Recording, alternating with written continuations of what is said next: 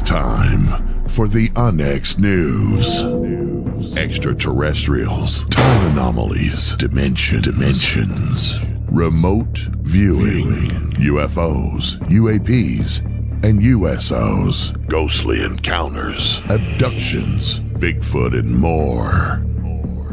Your end of the week news source for everything unexplained. Here is your host for the UNX News Podcast, Margie K.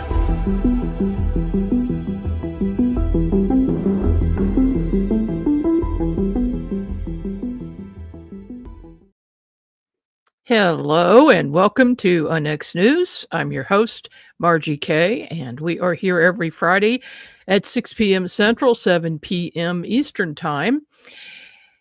And we are having some sound issues with my guest. My guest tonight is Kevin Day, and we are going to be talking about his Navy. When he was in the Navy, he happened to be in the Nimitz Group, and he's a first-hand witness to a UFO sighting there, the Tic Tac sighting. As soon as we get his sound done, we're going to do one more test here live. Kevin, can you? Okay, I can hear you. Your connection is not that great. If you could connect directly to your router, and if there are any other devices being used, turn them off. That will help. Okay. And while Kevin is checking on that, I do want to mention just a few things that are coming up, and also a couple of books that we just published. NX Media just published recently. Incident in Vincennes. This is getting a lot of traction, a lot of interest. You may have seen the film by James Fox called Moment of Contact. It is about this case. And Vittorio Paccassini is the lead investigator on this case, and he has written this book along with Fernanda Perez, and it is just fantastic. It's available at Amazon if you're interested in that. And then also, of course, my latest book, along with my assistant, Violet Wisdom, and she's also our blog writer, by the way. And that is called How to Research a Haunted House for Homeowners, Renters, Investors, and Paranormal Investigators. Of course, this is a one of a kind. There's nothing else out there like it. Believe me, if you're a paranormal investigator or if you're living in a haunted house, that might be something for you to check out. And then finally, I'm going to be mentioning conferences once in a while on my shows, at least one every show that I do, because we've got some fantastic conferences coming up, and the UNX Network is sponsoring a lot of these conferences. And the first one is Haunted America Conference.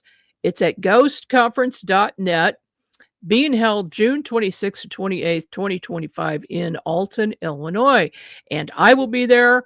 The UNX Network will have a table there. Please stop by and see us if you go to this conference. It is the original Haunted America Conference, but they're the original. Before anybody else was doing these conferences, they are it. And so do check that one out if you will. And now my guest this evening, Kevin Day, joined the Navy in 1986 and was assigned to the USS Vincennes for his first deployment in 1988, right in the middle of the Iran-Iraq War. Kevin served on 6 at-sea commands: Vincennes, Chosin, Princeton, and more, along with staff tours. He was awarded Combat Action Ribbon, Navy Commendation, Achievement, and Meritorious Service Medals, even TOPGUN AICS along the way. His final underway, while still wearing a uniform, was in 2004 on the USS Princeton, along with the Nimitz Strike Group, which also turned out to be the Tic Tac UFO encounter. Welcome to the program, Kevin. Hi, can you hear me? I hope. I certainly can. Thank you so much for joining us. You might want to get a little closer to your mic. Hey, you know what? I have to apologize. We had a Wi-Fi issue because I went to the back room where it'd be a lot quieter. and Oh, apparently my 5G couldn't handle it. So slow me. okay. I Well, finally ding. Okay. I am so glad we got that straightened out So the because studio we've doesn't look as nice. That's the one oh, bad thing. But my golf it's clubs are in the perfect. back. So Well, now we know what your hobby is, Kevin. yeah.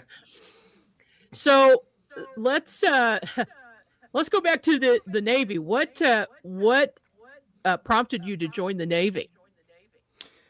Well, in high school, I was kind of one of those kids. I wasn't a jock per se, and I didn't bury my head in books all day. And I was always up in the mountains and stuff. Like skiing and rock climbing and camping and that kind of stuff on the local search and rescue. And so when Mm-hmm. it came time to graduate, I said, "What the heck? I'll throw my hat in. And I'll try to get a exchange student scholarship." So I ended up going to Australia, and I have to tell you that whet my appetite. Itchy feet after that. So spent a couple years messing around, traveled all over the place. Ski bum in Colorado, with Jackson Hole, Wyoming. Lived there for a while, and finally decided to get serious and join the Navy. So that's kind of how I got into the Navy. And then I was a little bit older by then, probably a lot wiser. So I buckled down, did really good in my radar school. I graduated number one out of Mm. 90 people.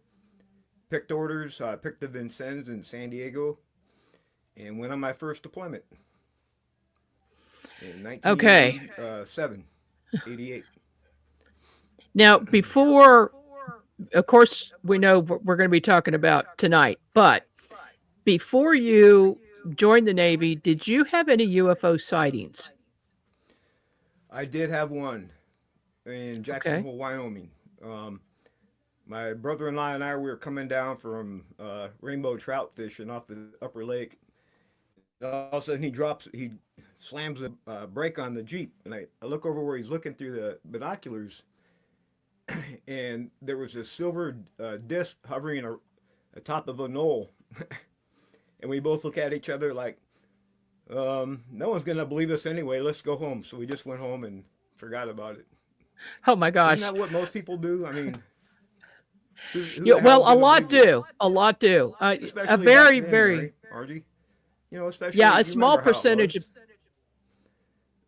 a very small percentage of people actually report seeing a UFO. Yep. Especially back then, it was not so accepted. But now, when the government's talking about it, and there are all these whistleblowers coming forward, it's a different. It's not as bad of a stigma as it used to be. Not at all. You can So hear people talking about it in the grocery store now. No one even yeah. looks at them twice. So this UFO that you saw, this silver disc, do you know about how big that was? Do you remember? If I had to guess, and this would be a guess because it was on top of a knoll, and the knoll was probably at least 5, 6 miles from where we were. So I would have to guess 50 yards. I mean, it was large. It wasn't a Wow. tiny thing. It was quite large. Yeah. Yeah. Was there any Yeah. sound? No, we were too far to hear any sound if there was. Okay. Okay. No So then you doors, no join. windows that I can recall. Of course, you have to remember this was back. This is ancient memory for me. So, and I had forgotten all Right. about it. In fact, since you brought it Oh, up, the only time all those years on behind a radar, I had 18 and a half years at sea, and a lot of it was behind a spy radar, a 3D radar system. And I always had a real curious interest in it. And I used to listen to Coast AM with Art Bell, so I always had an open mind about it. But I wasn't a UFO guy, if that makes any sense. right. Now, I was pretty Yeah. straight stick radar operator, because it Hmm. was pretty. Um, you have to be pretty sober to do that type of work, right? Sure. Um, so, but I did have an open mind. My first deployment, and the reason why I'm going back to the Vincennes here, because this is important. My first deployment was during the Iran-Iraq War, um, 1988. We were in the Gulf, and they're getting ready to shut down the oil shipping. it was getting that bad. So we went screaming over there, and we came under fire. The ship did. Iranian bog hammers, and they had a right to defend their international line. I have to tell you, we got too close. The helicopter did, and the helicopter took shots. We went to general quarters. They came at us. We took rounds. We ended up having to sink 9 of them. They counted 27. They were on us. It was a day at sea no sailor could ever forget. Anyway, and if I get emotional, you'll understand why.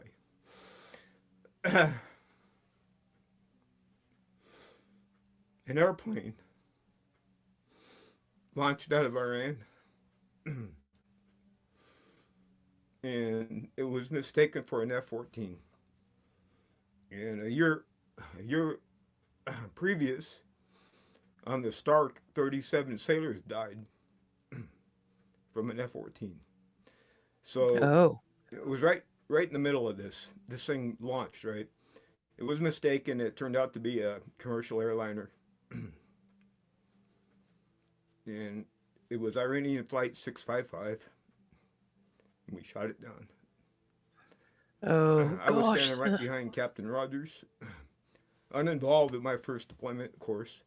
I was doing navigation, but I witnessed the whole damn thing.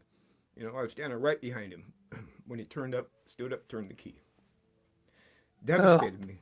One of my best damn friends was Iranian. I didn't know what the hell I was going to do. And then I got mad, you know. I was like, this ain't going to happen again. No. I'm going to stay in. I'm going to make damn sure. And that's what I did. And fast forward all those years, you know, all that time became the best of the best. You know, I could show you my evaluations, you know. I went through Top Gun school, the whole 9 yards, became a really good trainer. My very last time underway on a ship in a uniform was during Tic Tac. Okay, now think about this. Yeah. I do the intercept. I see these things coming from space, and no one would frickin' believe me. I was worried about safety of flight.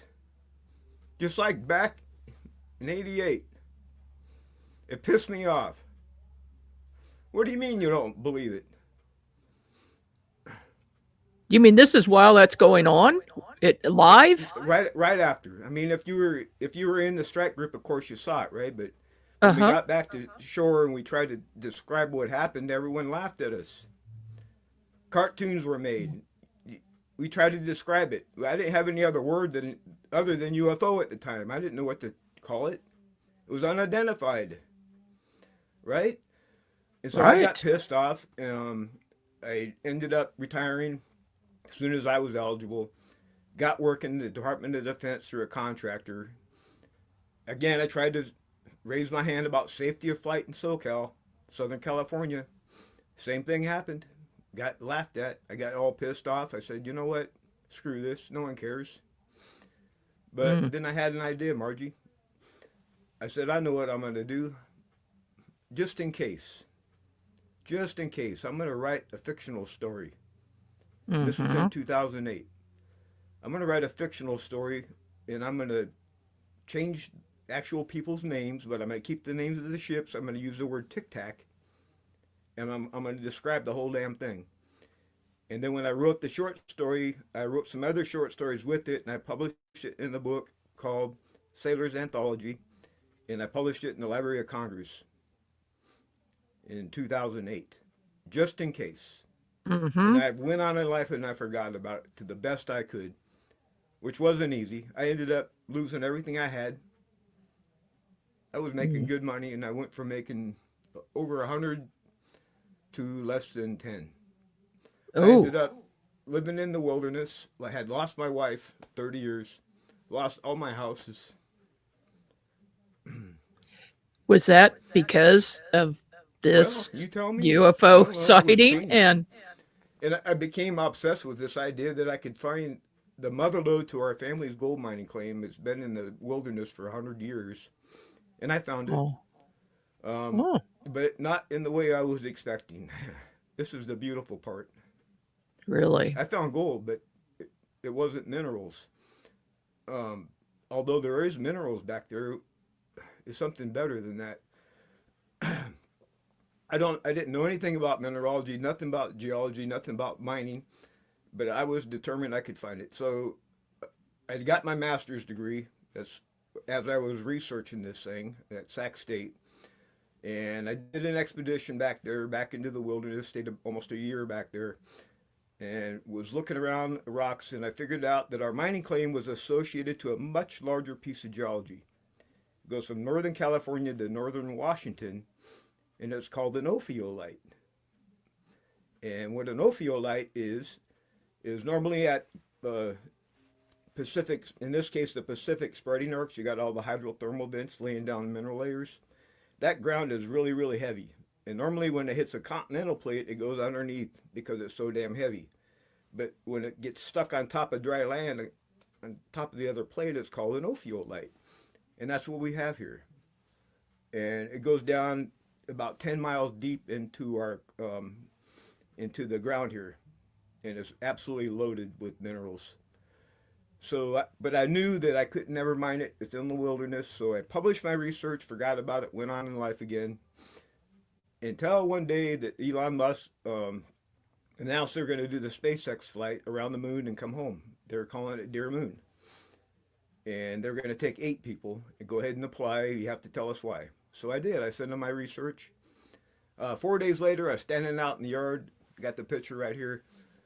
Huge white aircraft goes right across the mountains, does a circle right around my mining claim, crisscrosses the state of Oregon, up and down northern California, Washington, Whoa. back and forth, back and forth. And the cool thing is, out of that, Margie,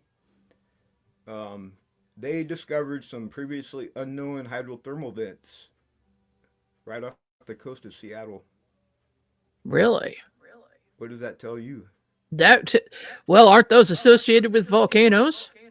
Tsunami? Tsunami? Thermal vents? Okay. Well, if it's thermally active and you've got active fault line there, which they now know about. That's why Chief Seattle the Native Americans never lived there, because they knew that about every 300 years that water rises up.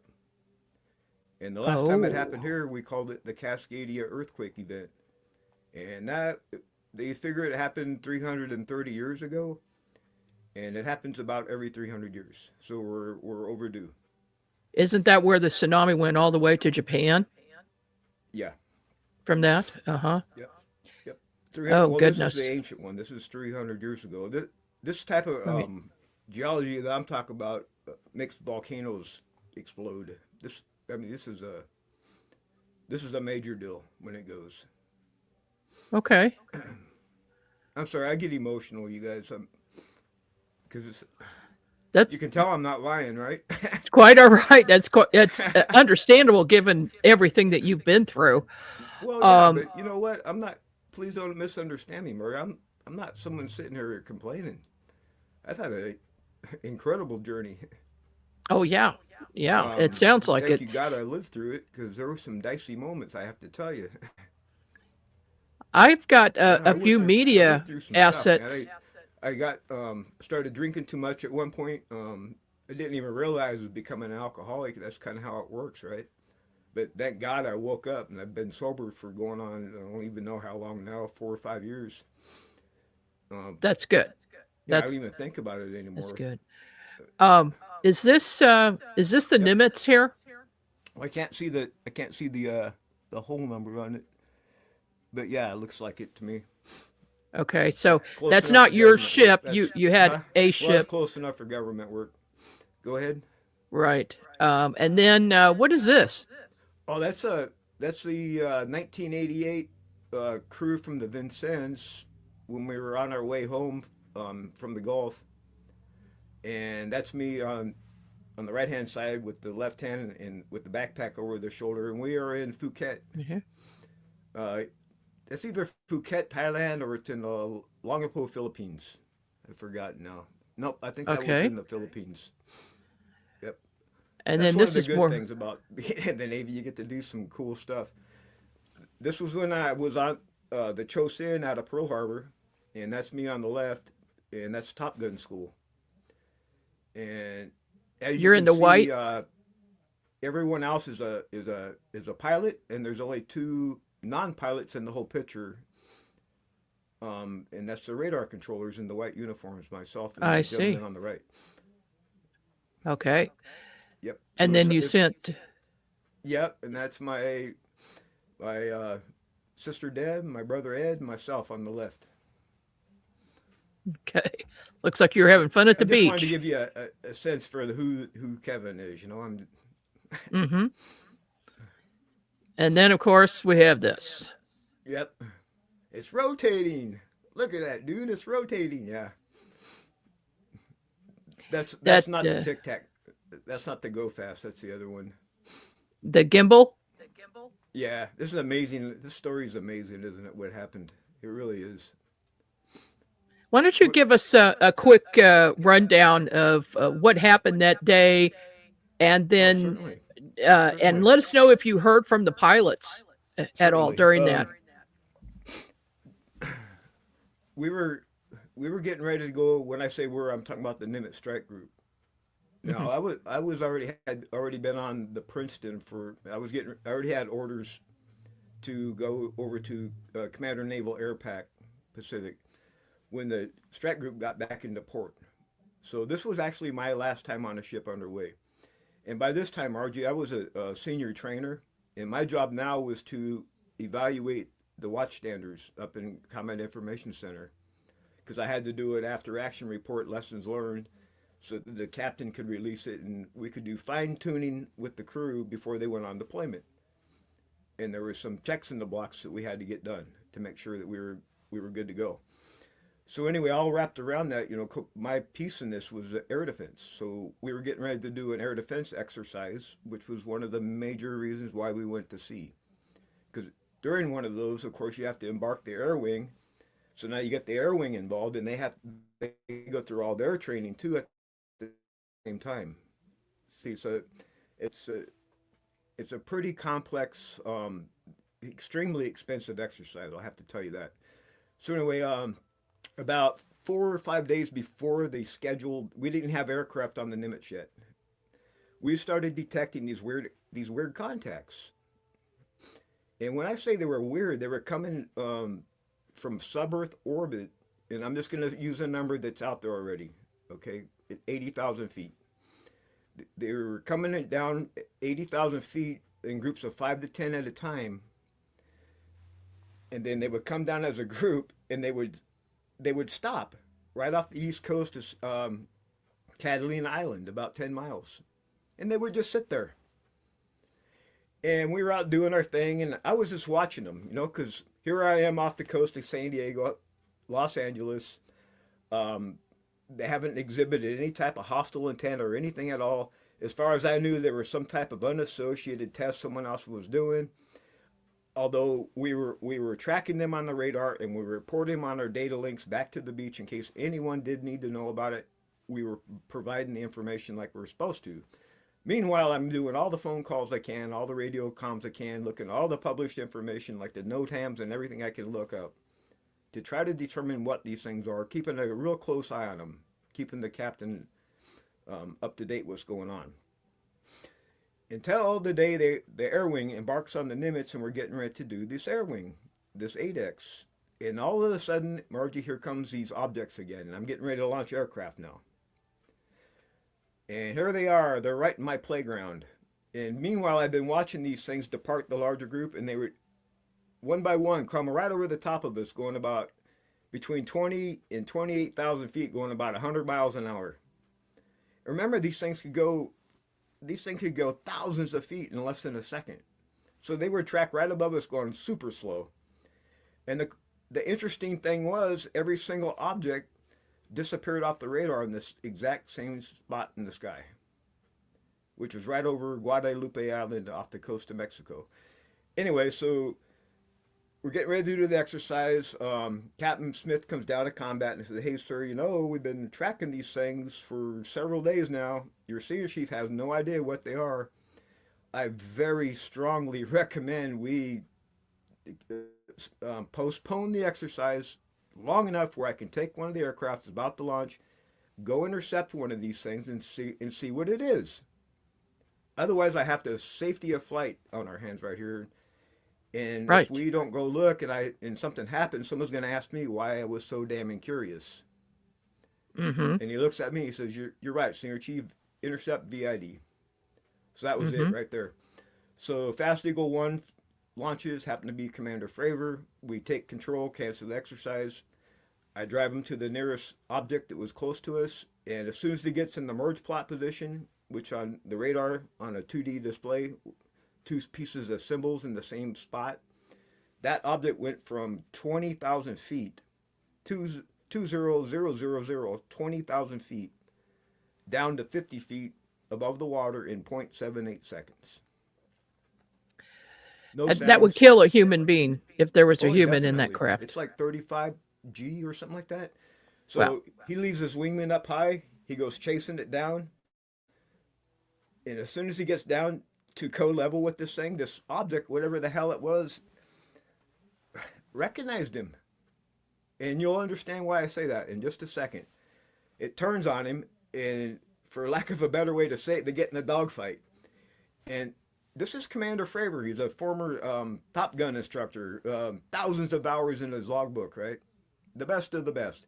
And he starts screaming on the radio, oh my God, I'm engaged. Just pooping his pants because he can't, it's so far outside his understanding of what should be there. It just blows his mind. Mm-hmm. This isn't anything we've ever were trained or had any recognition of, right? And these are his words. Right then it disappeared right in front of him. And that's what we saw on radar. And I describe symbology. Now, we don't track raw radar, we use symbols, right? And each symbol is assigned a number. That way, when I say track 4412, you know what track I'm talking about. You don't have to really search for it, right? Whatever that object was, Margie, went from where he was 60 miles north to his assigned spot in the sky. And there was 8 different spots in the sky. And it chose his. Uh-huh. They're called combat air patrol stations, and in carrier strike group ops, that's how we defend the aircraft carrier. We have pre-positioned spots in the sky that are secret. No one's supposed to know where they are, especially not UFO craft, right? And but they did. For whatever reason, it went to his. Not close. Wow. Exactly on it. Lat long and assigned altitude. Okay. Kevin, So that's hold what that thought. We're up on a short break. We'll be back in about 3 minutes, so hang on, everybody. The UNX Network presents a health and wellness spiritually based brand of hemp-derived CBD products made by Hopewell Farm in Harrogate, Tennessee. We apply our Cathara energy work with all of our plants and products. Our products made in small batches with only 2 ingredients of pure hemp, full spectrum crude oil, and coconut-derived MCT oil. Third-party lab tested for potency and legal THC levels with 6 strengths of 1 ounce oil to choose from. Know what you're buying and get what you pay for from Hopewell Farm. Applied directly to a specific area, Hopewell Farm topical salve in 1 ounce and ½ ounce sizes made with pure hemp crude oil, comfrey extract, and all natural ingredients. Find the Hopewell Farm link and coupon code on the UNX Network website at unxnetwork.com. That's unxnetwork.com.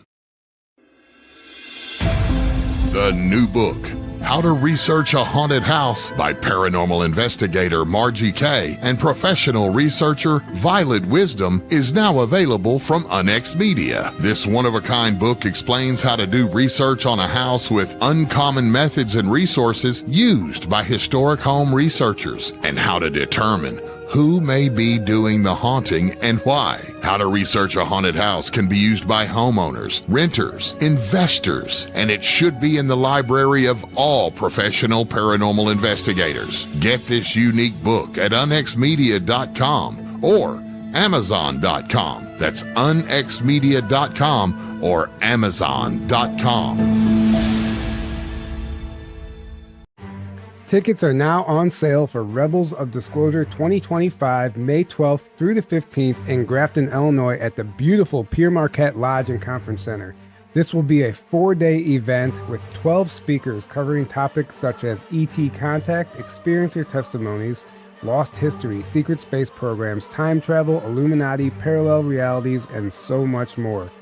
Visit journeytotruth.online for more details.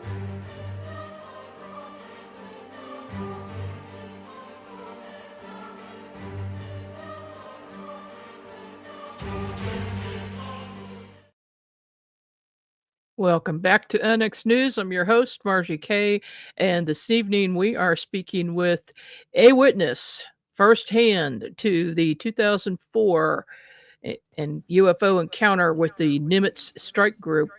Kevin Day was a radar operator at the time, and Kevin, please continue your story, if you would. Yes, ma'am. Kind of picking up where I left off. So, basically what happened was we ended up canceling the rest of the exercise. Believe it or not, the ships actually pulled back into San Diego without ever doing the exercise because we were worried about safety of flight. Because now my airspace, Whiskey 291 off SoCal, was the actual airspace we're in. Whiskey 291 it's a restricted airspace. I can't necessarily keep someone out of there, but we can warn them off. That's why it's a warning area. But anyway, these things had clobbered and it wasn't safe to fly, so we ended up canceling the exercise. We pulled back into port. I transferred off the ship and went to Commander Naval Air Pack.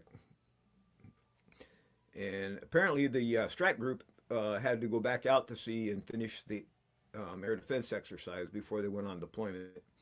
Now, this is an interesting thing, Margie. Apparently what happened was, after I had left the ship, apparently everyone involved had to sign non-disclosure agreements.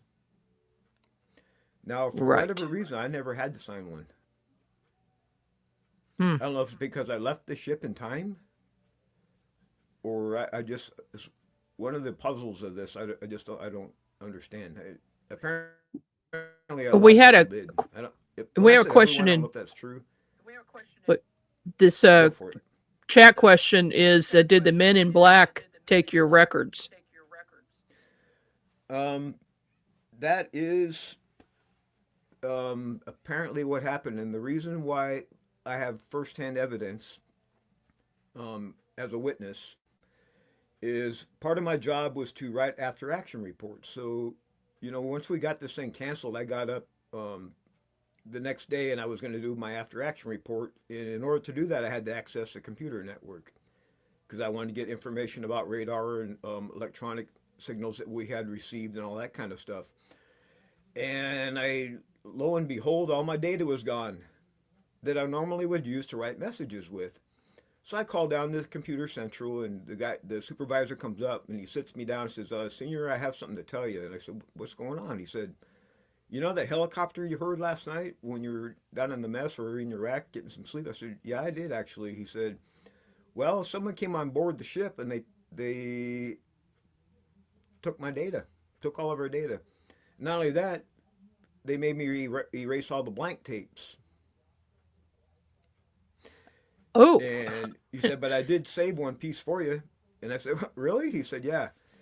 And the reason why that 0.78 seconds is the reason why I have it in my book and everything is because that first object that Fravor intercepted went down to the surface of the ocean. He had saved that one piece for me, that one segment. Oh, wow. Off one of our systems so I could see it. But everything else was gone. So did I actually physically see someone come on board and take it? No. But I was there and I had to access the data and the data wasn't there. So you tell me. Yeah. Well, that's pretty typical of the MIBs. And that area that you're talking about in Southern California is a known UFO hotspot area. In fact, there are some people right now. I know of 2 people who have cameras set up on the area. 2 of them, both of them are near Catalina, and they're on the mainland with their cameras aimed near towards Catalina Island. And they see fast movers, extremely fast moving UFOs moving in and out constantly. They've got thousands of them going in and out. Do you think there's a possibility that there's an underwater base there? I absolutely do, and there's a reason. During the course of the 10 days, we lost your video. Can you still hear me? Lost. Can you hear me? I can hear and see you. Okay. I just lost my video completely for some reason. You're back. Oh. Am I back? Yep, you're back. Everything just went blank. And it's the dark. I can't get back. I can't see you at all. Okay. This is really weird, Kevin, but it doesn't surprise we got me. Some latency going on. We got some. Yeah, we do. That's all it is. Yep. Okay, so can you? Well, keep going. Can you hear me Just well keep enough? going. Keep going. Yes. Okay, so the reason why I think there's probably UFO bases on the bottom of the ocean. And you got to remember, I've been thinking about this for 20 years. All right, I've done a lot of research, to say the least. And I had to put some stuff together. Over the course of the 10 days during Tic Tac, if you counted up all the different groups and all the different objects in each group, there was probably about 100 of these objects altogether. 100 of them. All 100 of these things, to the best of my recollection, disappeared off my radar in the same spot in the sky. About 60 miles north of Guadalupe Island off the coast of Mexico. And can you still hear me? I can. So when somebody Lou dropped me Elizondo out, and I just got back. When Lou Elizondo and Tom DeLong came here to interview me, I was telling them this story, and they just stopped. And Lou looks at Tom and says, "We're going there." So apparently they both went out to Guadalupe, and they talked to the fishermen. And the fishermen kind of chuckled at them because apparently they've been watching these things fall from the sky and go down into the water for a long time. Mm-hmm. Just like people are now seeing things on Catalina Island, same thing, right? So if you followed me here for a second, and this is going to sound somewhat crazy, I have to admit this, all right? But we already know whatever the answers are here, it's going to be kind of weird, okay? It's going to be kind of strange. Now, for a long time I was thinking, why on earth did that object that Commander Fravor and Fast Eagle, why did it go to his assigned cap station? Why? What? I finally figured out maybe it was a message of some kind. And that was confirmed to me during the SoCal, during the filming of A Terror in the Sky in 2022. When Caroline Corey made the movie, we rented one of the flat top houses down there in Huntington Beach that you know so well. We had New York University there, and we had a table full of the most high-tech equipment you can imagine on this table, right? Looking right above Catalina Island. And for whatever reason, they showed up for us. We got them on radar, and we got 600 hours of data on these things. And that's when the light came on. I said, okay. They knew my intentions in 2004 because they knew I was going to set that cap station. And now they knew I was going to be on this roof in this moment. So maybe they're trying to tell me something here. Maybe they're trying to tell me that intention. They knew my intentions. Maybe my intentions is the missing piece of this puzzle.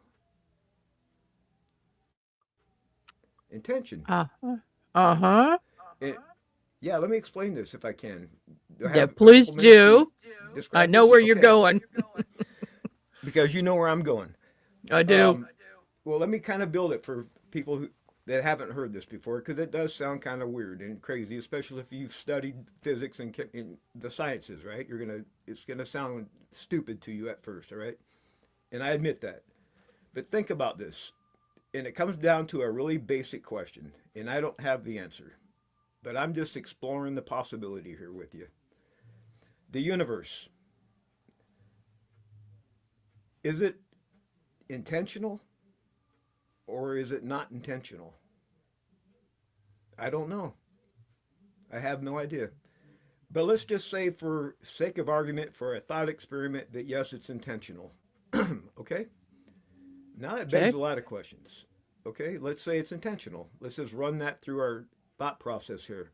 Number one, what happened to the intender? Did the intender survive its creation, or did it commit a cosmic suicide? Again, I don't know.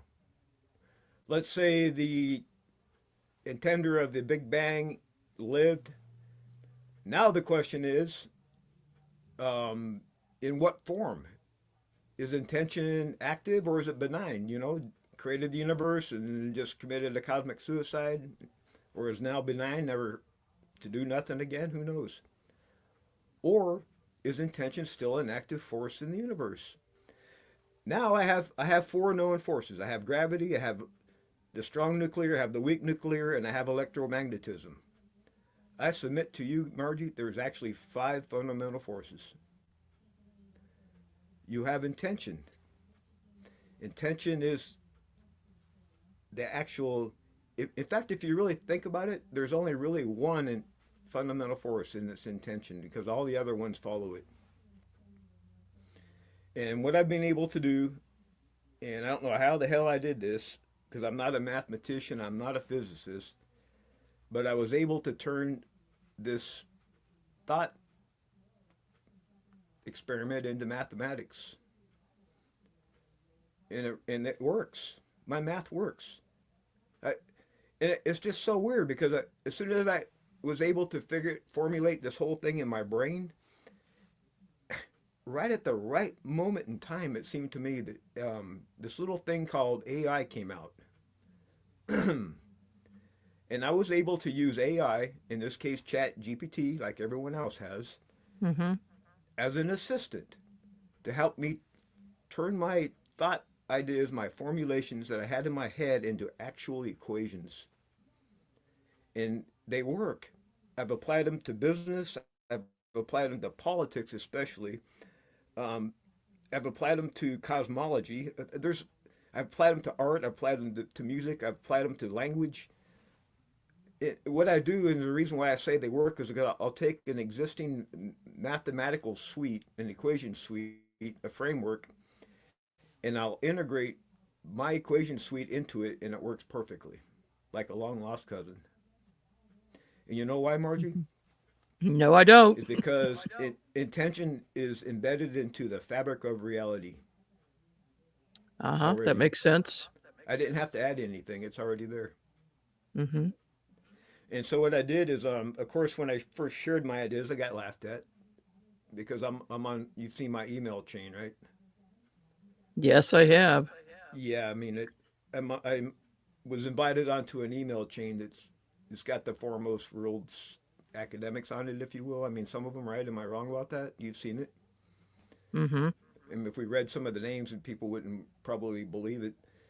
But after I shared more and more and more, I've gotten more and more and more of them coming back privately and say, Kevin, I kind of believe with you on this. In fact, I'm working in the lab on some of these ideas. So, wow. Well, think about this, Margie. If it turns out that I'm right, think about this for a second. 2004 somehow turned into the discovery of the 5th fundamental force. That's just absolutely amazing. And not only that, it seems to me, though, we may have saved a lot of lives up in Seattle, because now they know the tsunami threat. That's the goal I like. What can they do about this tsunami threat? Put in monitoring warning system. and warning systems in train people. That's about the Okay. best you can hope for. Not only that, you Well, can map out the topology and know exactly where that water is going to go and where it's not going to go. Probably more importantly. mm-hmm. Mm-hmm. I mean, in other Now, words, find out all you can about it. And that's not the only place. Everyone's focused on SoCal. I got to tell you, man, the Oregon coast. If you look at the sea bottom topologies, we got probably worse faults than anywhere down in SoCal. I got one pointing right at my house that extends way out from out at sea bottom. oh I boy. mean, when this thing gives, man, this type of earthquake that I'm talking about. I mean, a lot of earthquakes just kind of rumble and it causes landslides and stuff, and then knocks buildings over. Mm-hmm. Not this puppy. It goes pap, and it cleaves mountains in half. That's what we're talking about. It makes Oh boy. volcanoes explode. That's Cascadia. Well, there's no getting away from that, and probably no warning system either. That's the Earth. Mm-hmm. Just Exactly. doesn't give a damn like some politicians don't. Same thing. When you back to your math that you figured out, did you put that? I don't think you put that in your book because you just recently found that out. Are you going to publish this information?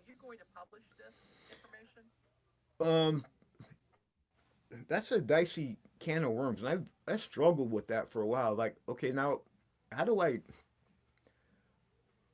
not at a university. I don't have grant money.